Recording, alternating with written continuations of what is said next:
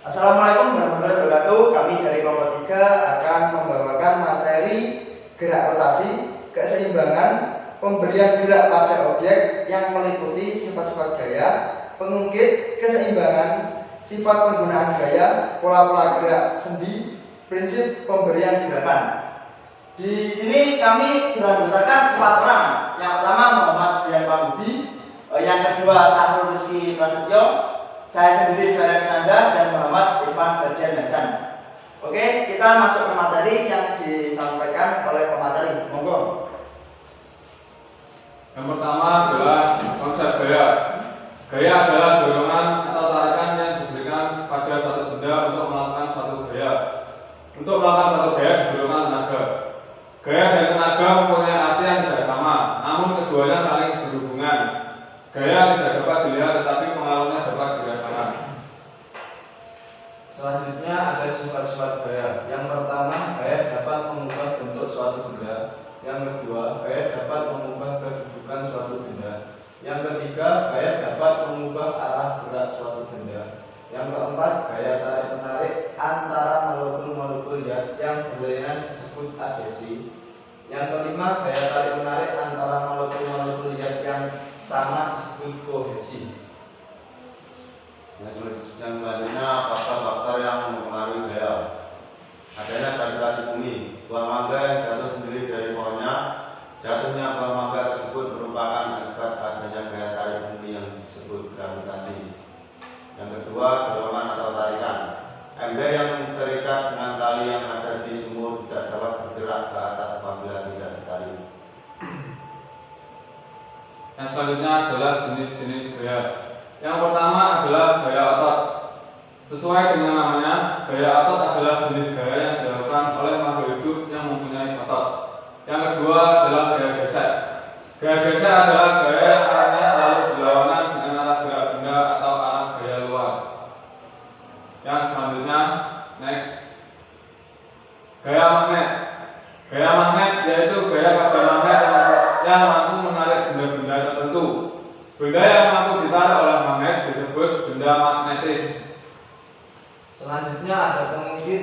Pengungkit adalah suatu alat kerja sederhana yang bekerja berdasarkan asas-asas momen. Pengungkit digunakan untuk mengatasi beban yang lebih besar daripada gaya. Untuk memperbesar jarak bergeraknya beban dengan gaya yang lebih besar daripada beban dan untuk memberikan kesetimbangan kepada beban-beban. Kesetimbangan berasal dari kata pokok adalah setimbang, dari kata timbang atau timbangan yang ada hubungannya dengan skala atau balance. Ada 3 macam kesetimbangan. Yang pertama stabil, terjadi kalau benda atau objek mendapat pengaruh dari luar yang relatif kecil dan kesetimbangannya tidak berubah atau kembali dalam kesetimbangan yang semula. Yang kedua labil, terjadi kalau benda atau objek mendapat pengaruh dari luar yang relatif kecil dan kesetimbangannya akan hilang atau jatuh. Dan selanjutnya indifferent atau netral, terjadi kalau benda atau objek mendapat pengaruh dari luar yang relatif kecil dan kesetimbangannya berubah atau tidak hilang dan membentuk kesetimbangan yang baru. Yang selanjutnya adalah sendi atau artrologi. Artrologi adalah ilmu yang mempelajari tentang sendi. Sendi adalah hubungan antara 2 atau lebih komponen kerangka atau tulang-tulang. Next. Yang selanjutnya adalah macam-macam persendian. Yang pertama adalah artikulasi monoasial. Sendi yang mempunyai satu sumbu. Contohnya adalah sendi axial. Yang kedua adalah artikulasi biasial. Sendi yang mempunyai sumbu 2 atau 2 aksis. Contohnya adalah sendi ellipsoidea. Yang ketiga adalah artikulasi triasial.